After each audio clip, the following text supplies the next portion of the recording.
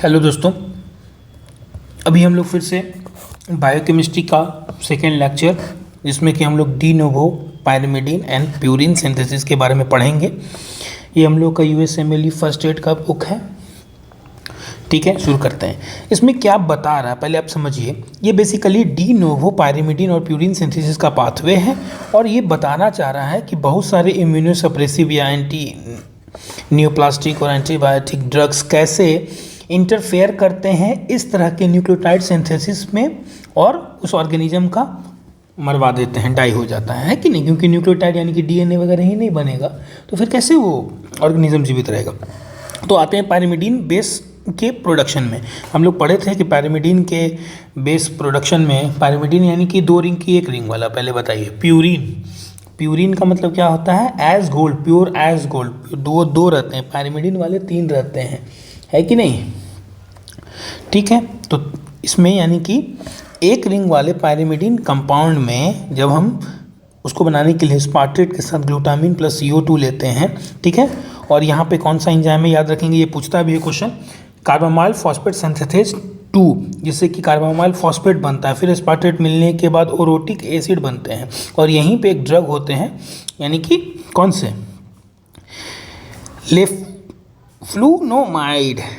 लेफ्लुनोमाइड। कैसे याद करेंगे वो बताओ। ठीक है, लेफ्लुनोमाइड में O है अभी के लिए, ठीक है, और ओरोटिक एसिड पाथवे वाले को ये बंद करता है। ठीक है, आगे चलते हैं। आगे ये PRPP से मिल करके फिर आगे कुछ बनता है अलग अलग स्टेप्स में। ऐसे ही UDP से DUDP वाले स्टेप में यहाँ की एंजाइम क्या रहता है, राइबोन्यूक्लियोटाइड रिडक्टेज। ठीक है, उसमें हाइड्रोक्सी यूरिया काम करता है। हाइड्रोक्सी यूरिया का बहुत सारे हाइड्रोक्सी यूरिया में R आ रहा है दोस्तों। ठीक है, तो यहाँ पे रिडक्टेज में R आ रहा है, ऐसे करके याद करेंगे। ठीक है, उसके बाद अगला स्टेप क्या होता है, DUDP से DUMP बनना और DUMP से जब TMP बनता है, ठीक है, तो इसमें क्या यूज होता है, देखिए थाइमिडेट सिंथेटेज। ठीक है, S से याद क्या करेंगे, S से हम लोग क्या याद करेंगे, ये 5 जो है आपको S जैसा दिख रहा है कि नहीं, तो सिंथेटेज यानी कि कौन सिंथेटेज, थाइमिडाइलेट सिंथेटेज जो रहता है 5 से याद करेंगे सिंथेटेज, ठीक ना, ऐसा करके एंजाइम। ठीक है, और अब अगर आगे हम आते हैं जिसमें कि DUMP DTMP में कन्वर्ट करता है, फिर उसके बाद ये क्या करता है, N5N10 मिथाइलिन THF जो है DTHF में कन्वर्ट करता है, DTHF जो THF में कन्वर्ट करता है with the help of enzyme, क्या नाम है, डाईहाइड्रोफोलेट रिडक्टेज। डाईहाइड्रोफोलेट रिडक्टेज को कौन कौन करता है दोस्तों, मेथोट्रॉक्सेट, ठीक है, TMP और पायरीमिथामिन। ठीक है, याद करेंगे, कैसे याद करेंगे, ये 3। ठीक है, डाई वाला जो है था ना, डाईहाइड्रो रिडक्टेज वाला, डाई वाला जो 3 था वो 3 चीज़ों से होता था। कौन कौन 3 चीज़ों, ये 3 चीज़ों से। ठीक है, ऐसे करके याद करेंगे। जूम आउट कर ले, एकदम पूरा बना ले कि कहाँ पे वो कर रहा है। फिर आगे इस स्टेप का नाम क्या है, प्यूरिन बेस प्रोडक्शन और use from the salvage pathway. ठीक ना, प्यूरिन वाले बनने वाले स्टेप में या साल्वेज पाथवे में। ठीक है, नए वाले नहीं, पुराने वाले में ही। ठीक है, डी नोवो में तो पता है सबको कि स्पार्ट्रेट, ग्लाइसिन, ग्लूटामिन और THF जरूरत पड़ता है, डी नोवो रिक्वायर्स में, है कि नहीं। इसमें जो है मेनली साल्वेज या प्यूरिन बेस प्रोडक्शन में राइबोज 5 जो फॉस्फेट रहता है उसमें PRPP सिंथेटेज एंजाइम काम करेगा तो PRPP बनेगा। और PRPP से आगे अगर हम जाएंगे जो कि IMP बनने वाले स्टेप में, तो यहाँ क्या काम करता है, 3 ड्रग आप देख लीजिए। ठीक है, 6-मरकप्टोप्यूरिन, ठीक है, MTX, मेथोट्रेक्सेट और एजाथायोप्रिन, ये तीनों काम करता है। ठीक है, यानी कि PRPP से IMP हम लोग कैसे याद रखेंगे, PRPP से IMP बनने में, ठीक है ना, मैम। ठीक है, इस स्टेप में PRPP को IMP कौन बनाया, मैम ने बनाया। कौन मैम, बता रहे हैं आपको। ठीक है, फिर IMP से GMP में कौन कन्वर्ट किया, माइकोफेनोलेट और रिवाविरिन बोलते जाइए। आई से जी में कन्वर्ट करने में क्या लगा, मिस्टर ने हेल्प किया। ठीक है ना, आई से मतलब आप ऐसे समझिए कि कोई व्यक्ति है आई, ठीक है, वो अब जी बन गया, यानी कि IG बन गया। ठीक है, तो उस आदमी का नाम क्या था, mister IG। Okay, mister IG का मतलब क्या हुआ, माइकोफेनोलेट और ribavirin inhibit the step from IMP to GMP। Mister IG। Okay, ठीक है जी, आगे बढ़ते हैं। इतना हो गया स्टेप। अब इसी बात को यहाँ लिखा गया है, ठीक है, कि पायरिमिडीन सिंथेज यानी कि उधर लेफ्ट वाले की तरफ अब आपको खुद बताना है कि कौन कौन स्टेप में, नहीं तो फिर दिक्कत होगा। हम लोगों ने यहाँ क्या पढ़ा था, लेफ्लुनोमाइड में O है तो ओरोटिक एसिड पाथवे को ये इनहिबिट करेगा। यहाँ देखिए, सॉरी, कि यहाँ पे है लेफ्लुनोमाइड क्या करता है, ओरोट को डिहाइड्रोजिनेज को कम कर रहा है जी, ठीक है। दूसरा स्टेप 5 फ्लोरोयूरासिल, 5 सुनते ही दिमाग में क्या आना चाहिए, ए सिंथेटेज, ऐसे मैंने बताया था ना, ठीक है। तो ये क्या करता है, सिंथेटेज को, कौन सिंथेटेज, थाइमिडाइलेट सिंथेटेज को, ठीक है। और इसमें कौन दो ड्रग आ गए, सबको पता है 5 फ्लोरोयूरासिल, और उसका प्रो ड्रग क्या होता है, इट्स प्रो ड्रग कैपेसिटाबिन। देखिए आप ऐसे याद रखिए कि केप से बनता है 5FU, केप से बनता है 5FU, ऐसे रटेंगे, ठीक है। तो केप से बना 5FU जी, capecitabine is a prodrug, है कि नहीं। और सबको पता है कि ये क्या बनाता है फिर बाद में 5FDUMP एंड इट्स इनहिबिट, जो हम बताए वही वाला, ठीक है, सिंपल। अब वही जो हम लोग पढ़े हैं उसी को सिर्फ पढ़ते रहना, ठीक है। सिर्फ 6 मर्केप्टोप्यूरिन जो होता है, हम लोग कहाँ पढ़े थे 6 मर्केप्टोप्यूरिन, यहाँ पे पढ़े थे जी, है कि नहीं। तो क्या बोल रहा है 6 मर्केप्टोप्यूरिन, और उसका ड्रग क्या होता है, एजाथायोप्रिन, ठीक है। तो हम लोग फिर वही लिख लेंगे कि एजाथायोप्रिन जो होता है किसको जन्म देगा, 6MP को जन्म देगा, 6 मर्केप्टोप्यूरिन को, ठीक है। ये क्या करता है, डी नोवो प्यूरिन सिंथेसिस को बंद करता है जी, सबसे पहली बात, ठीक है। ये बात अंडरलाइन कर लें कि डी नोवो को करता है, ठीक है।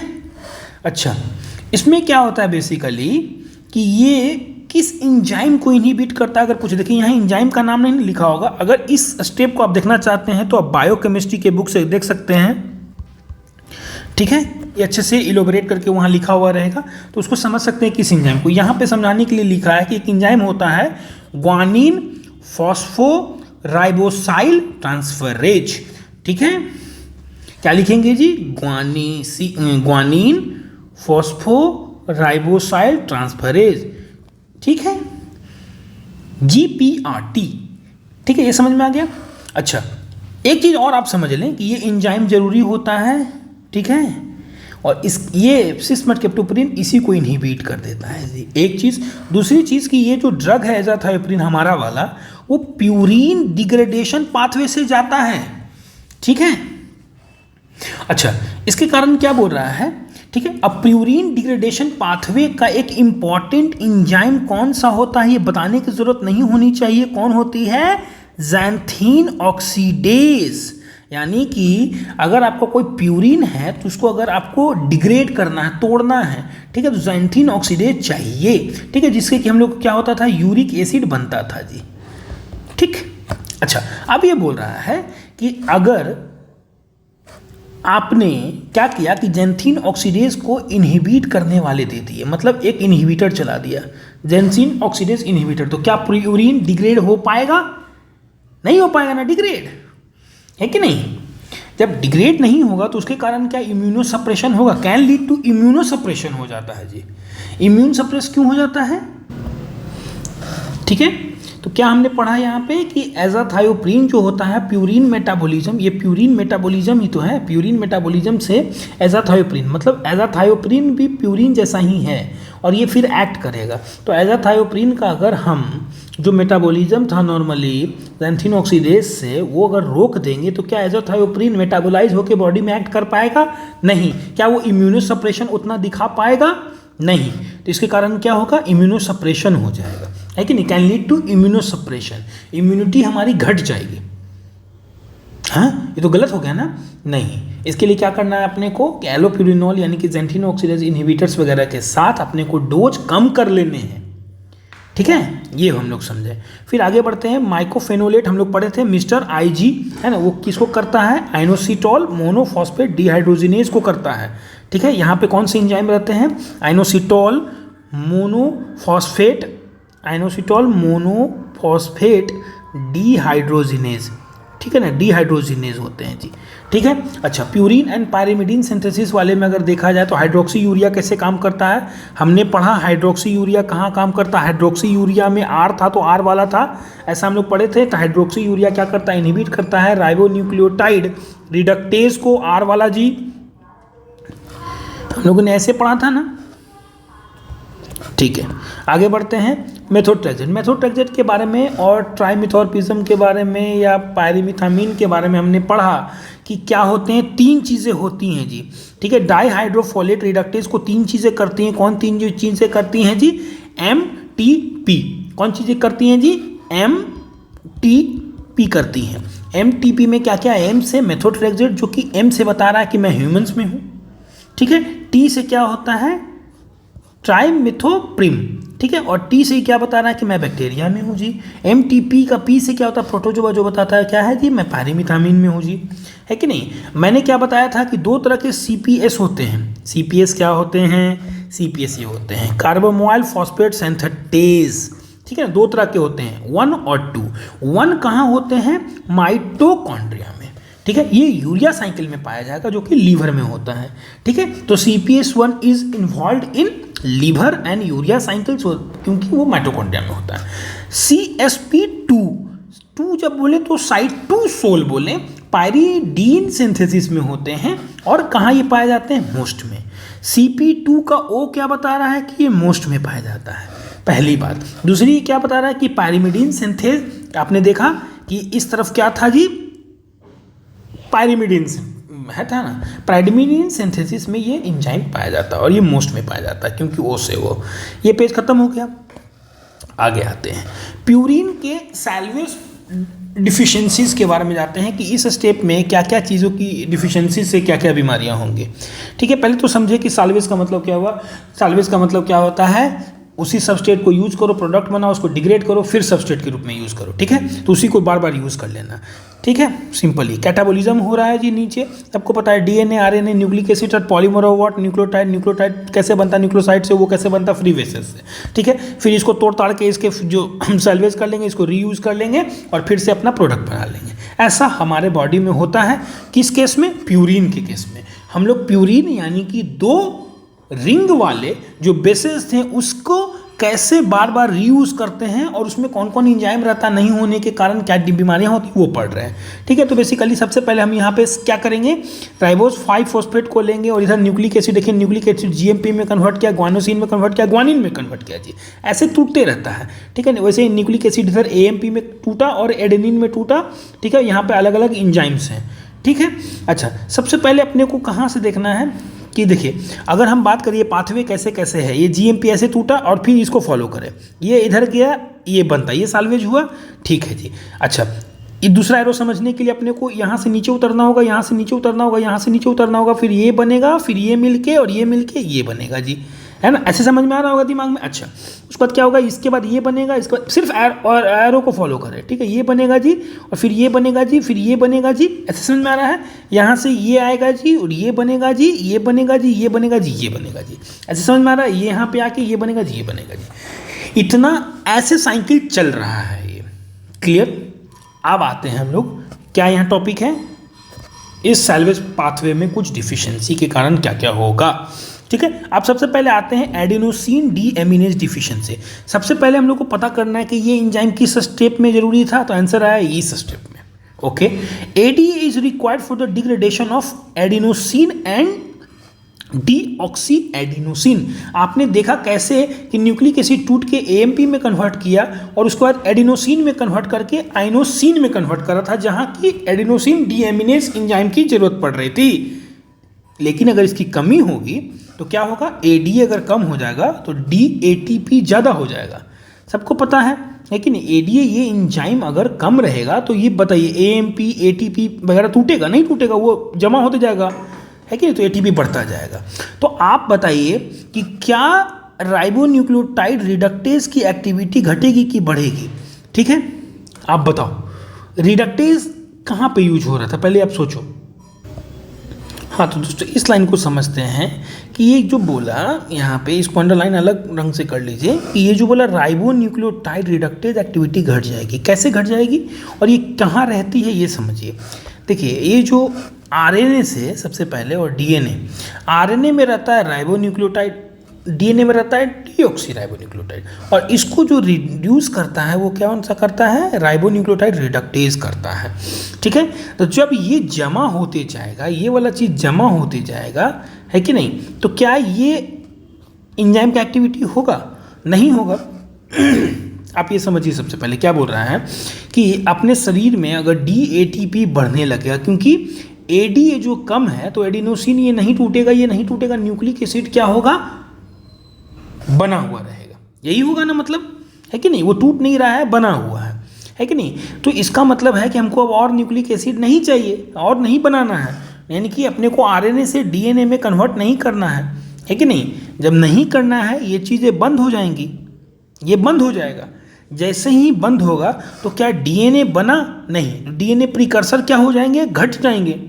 जब डीएनए का प्रिकर्सर घट जाएगा तो नए लिम्फोसाइट बनेंगे क्या? नहीं बनेंगे। जब नए लिम्फोसाइट किसी व्यक्ति में नहीं बनेगा तो आप बताइए क्या वो किसी भी बीमारी के लिए इम्यून रह पाएगा? नहीं। तो इसका हम लोग पढ़े थे ना कि ये बहुत नाजुक बच्चे रहते हैं। वन ऑफ द मेजर कारण क्या है, ऑटोसोमल रिसेसिव, यानी कि एंजाइम की कमी है बच्चों में, है कि नहीं। जब भी बच्चों में एंजाइम की कमी हो मोस्टली वो ऑटोसोमल रिसेसिव होता है। तो ये ऑटोसोमल ACID हो गया जी, है कि नहीं। ये किस एंजाइम की कमी के कारण होता है, हम लोग 12th में भी पढ़े थे, ADA की कमी के कारण। बहुत पुराना क्वेश्चन है। अगला सिंड्रोम की क्या है कि लीश नेहन सिंड्रोम, LN सिंड्रोम। ठीक है, इसमें क्या रहता है कि इसमें AGPRT जो एंजाइम है, AGPRT एंजाइम की क्या रहती है, एब्सेंट रहेगा जी। AGPRT एंजाइम कहाँ यूज हो रहा है पहले उसको देखा जाए। AGPRT एंजाइम यहाँ यूज हो रहा है। इसका मतलब क्या होता है, हाइपोजैंथीन से जो IMP बनने वाला स्टेप था या ग्वानिन से GMP बनने वाला स्टेप था, उसमें हम लोग को AGPRT एंजाइम चाहिए था PRPP की मदद से, है कि नहीं। तो जैसे ही AGPRT की कमी होगी, है कि नहीं, तो क्या GMP ग्वानिन से बन पाएगा? ग्वानिन से GMP बन ही नहीं पा रहा है जी, है कि नहीं। क्या IMP बन पाएगा हाइपोजैंथीन से? हाइपोजैंथीन से IMP बन ही नहीं पा रहा है जी, है कि नहीं। तो इसके कारण क्या होगा, कंपनसेंट्री इंक्रीज होगा प्यूरिन सिंथेसिस में। उसको ऐसा लगेगा अरे क्या मेरे अंदर तो कमी नहीं है, PRPP वो और बनाने लगेगा। ठीक है, compensatory increase in the purine synthesis, है ना, और PRPP एमाइनो ट्रांसफरेजेस एक्टिविटी बढ़ जाएगी, जिसके कारण क्या होगा, बहुत यूरिक एसिड का प्रोडक्शन होगा। और ये बीमारियां क्या है, एक्स लिंक्ड हैं, एक्स लिंक्ड रिसेसिव है। बच्चों में है तो रिसेसिव ही जाएगा ये, लेकिन एक्स लिंक्ड होता है। ठीक है, तो AGPRTs जो रहते हैं उसका इन्वॉल्वमेंट है, उसकी कमी के कारण IMP कम हो गया, GMP कम हो गया, उसके कंपनसेंट्री मैकेनिज्म के कारण हाइपोजेंथीन बहुत ज़्यादा बना। ठीक है, इस स्टेप देख रहे हैं। अगर आपको PRPP, ये बॉडी क्या समझ रहा है, हम यहाँ तक क्यों नहीं पहुँच पा रहे, मेरे पास क्या कमी है, ये कमी है कि ये कमी है, सबका प्रोडक्शन बढ़ाता है हाइपोजेंथीन। ये इस पाथ में भी हाइक कर दिया स्पीड इस पाथ में, ताकि ये इधर से जा सके, लेकिन ये तो है ही नहीं। तो ये जमा क्या हो जाता है हमारे पास, ये सब यूरिक एसिड और दिस दैट हाइपोजेंथीन सेंथीन हो जाता है। ठीक है, अच्छा, इसमें क्लासिकल फाइंडिंग्स या सिम्टम्स क्या क्या मिलेंगे जी, कि इंटेलेक्चुअल डिसेबिलिटी हो गए, सेल्फ म्यूटिलेशन अपने आप को बहुत हार्म करेगा, एग्रेशन, हाइपर यूरेसेमिया, है ना, हाइपर यूरेसेमिया के कारण रेड और ऑरेंज सैंड, ठीक ना, क्रिस्टल्स बन जाते हैं सोडियम, किसके, सोडियम यूरेट क्रिस्टल्स बन जाते हैं डाइपर में। और सबको पता है यूरिक एसिड वगैरह बढ़ने से गाउट, है ना, डिस्टोनिया और मैक्रोसाइटोसिस वगैरह हो जाएगा जी। ठीक है, तो डिस्टोनिया का मतलब क्या हो, मस्कुलर बॉडी का एक पार्ट, जैसे कैसे टॉटिकोलीज वगैरह होते हैं तो वैसे हो जाना। और मैक्रोसाइटोसिस का मतलब क्या होगा, सेल्स बड़े बड़े हो जाना। ठीक है, तो आप इसको याद करने के लिए इसके क्लासिकल AGPRT से AGPRT एंजाइम की कमी, और इसी से H से हाइपर यूरेसेमिया, G से गाउट, P से क्या होता है, पिस्ट ऑफ, एकदम बेचारा एग्रेशन और सेल्फ म्यूटिलेशन अपने हार्म कर लेगा, हाथ वाथ काट लेता है, ऐसे हिस्ट्री रहता है क्लिनिकल इवेंट में। R से क्या रहेगा, रेड और ऑरेंज क्रिस्टल इन यूरिन और डाइपर, टेंस मसल हो जाएंगे जिसके कारण डिस्टोनिया हो जाएगा। ठीक है, इसमें हम लोग क्या देते हैं, एलोप्यूरिनॉल देंगे, फेबुक्सोस्टेट देंगे, ताकि हम ज़ैंथीन ऑक्सीडेज ये सबको बंद कर पाएँ, है ना, देखना ये सबको बंद कर पाएंगे, ताकि भाई ये बने ही ना, ताकि इसमें गॉड का शिकायत नहीं है कि नहीं, ये सब देते हैं, सिंपल एज दैट। अब हम जेनेटिक कोड के बारे में पढ़ेंगे कि जेनेटिक कोड ये क्या फीचर्स होते हैं। जेनेटिक कोड जो होते हैं, कोडोन की बात अगर हम करें, ये अनएम्बिगुअस होते हैं। अनएम्बिगुअस का मतलब क्या होता है कि एक कोडोन जो है एक ही अमीनो एसिड को बनाएगा। एम्बिगुअस का मतलब क्या होता है कि पता नहीं कितने, मतलब है ना, भगवान के कितने मतलब, अनंत मतलब। गॉड इज एम्बिगुअस कि अनएम्बिगुअस? फिलोसफिकल क्वेश्चन हो गया, है कि नहीं? नहीं बोलते हैं कि भगवान क्या है, सर्वव्यापी है, उसके बहुत सारे मतलब हैं। तो वैसे ही ये अनएम्बिगुअस तो नहीं है। क्या अनएम्बिगुअस है कि सबका मालिक एक है? तो अनएम्बिगुअस का मतलब क्या हुआ, each codon specify one amino acid, है कि नहीं, ये मतलब होता है। दूसरा डीजेनरेट और रिडंडेंट का मतलब क्या होता है कि बहुत सारे अमाइनो एसिड्स क्या होते हैं हमारे, मल्टीपल कोडोन से। सबको पता है 64 कोडोन, जिसमें 3 स्टॉप कोडोन होते हैं, बाकी सब जो है, और देखिए मान लीजिए कि 64 में 3 स्टॉप कोडोन हटा करके 63 कोडोन हो गए, और चलिए हम यही समझ लेते हैं कि 21 एमाइनो एसिड्स बनाने हैं अपने को, ठीक है। तो 63 से 21 बनाने हैं, तो क्या लगता है, एक से एक ही अगर होगा, ठीक है, तो 21 कोडोन में तो मेरा 21 अमाइनो एसिड हो जाना चाहिए था, तो बाकी कोडोन क्या करेगा, बैठा थोड़ी ना रहेगा। यानी कि इस सब कोडोन से भी वही अमाइनो एसिड बनते हैं। इसका मतलब क्या हुआ, एक अमाइनो एसिड से के लिए एक कोडोन हो जरूरी नहीं, एक से ज़्यादा भी हो सकते हैं। That is known as degeneracy, है कि नहीं। तो इसमें क्या जरूरी हो गया जी कि मोस्ट अमाइनो एसिड जो रहते हैं मल्टीपल कोडोन, मोस्ट याद रखिए, मोस्ट, ठीक है। लेकिन मेरे भाई ऐसे सब नहीं है, ठीक है। कुछ एक बाप की औलाद है, कौन कौन, मिथ्योनिन और ट्रिप्टोफान। मिथ्योनिन और ट्रिप्टोफान जो रहता है मात्र एक कोडोन से बनता है, वो और सबसे नहीं बनेगा। क्या बोले, माँ बाप का बेटा है ना, मादा पुत्र, मादा पुत्र, ठीक है। मादा पुत्र क्या हो गया, मिथ्योनिन, दा का मतलब ट्रिप्टोफान, AUG से बनेगा, UGG से बनेगा जी, ठीक है, याद रहेगा। मादा पुत्र, मादा पुत्र, मादा पुत्र कौन है, मिथ्योनिन और ट्रिप्टोफान। अब आते हैं बबल हाइपोथेसिस। बबल हाइपोथेसिस सबको पता है, मैथमेटिशियन थे, उन्होंने ये बताया कि दो जो न्यूक्लियोटाइड होते हैं ना, मान लीजिए ये AUG में जो शुरू के 2 होते हैं वो बहुत ज़रूरी होते हैं जी, ताकि एंटीकोडोन उसे पढ़ पाए, समझ पाए, पहचान पाए। थर्ड का उतना जरूरी नहीं है, while third nucleotide can differ, इसी का मतलब होता है बबल, ठीक है। थर्ड कुछ भी हो चलेगा, 2 को जैसे नहीं लॉक एंड की वाला फंस गया तो खुल जाएगा, ऐसा समझिए, ठीक है। उसके बाद हम लोग समझते हैं तीसरा प्रॉपर्टी जो इंपॉर्टेंट है, कॉमालेस और नॉन ओवरलैपिंग। ये ऐसा कुछ नहीं है कि CCC, CCC, ऐसा कुछ नहीं है, ठीक है। ये ऐसे है CCC ऐसे लिखा हुआ है, कोई कॉमा नहीं है, कोई ओवरलैपिंग नहीं है जी। इसको कैसे पढ़ना है, आपने फिक्स स्टार्टिंग पॉइंट कर देना। मान लीजिए ऐसे पढ़ रहे हैं ना, ये बहुत सारा चीज़, चलिए कुछ लिख देते हैं आपके जानकारी के लिए, ठीक है।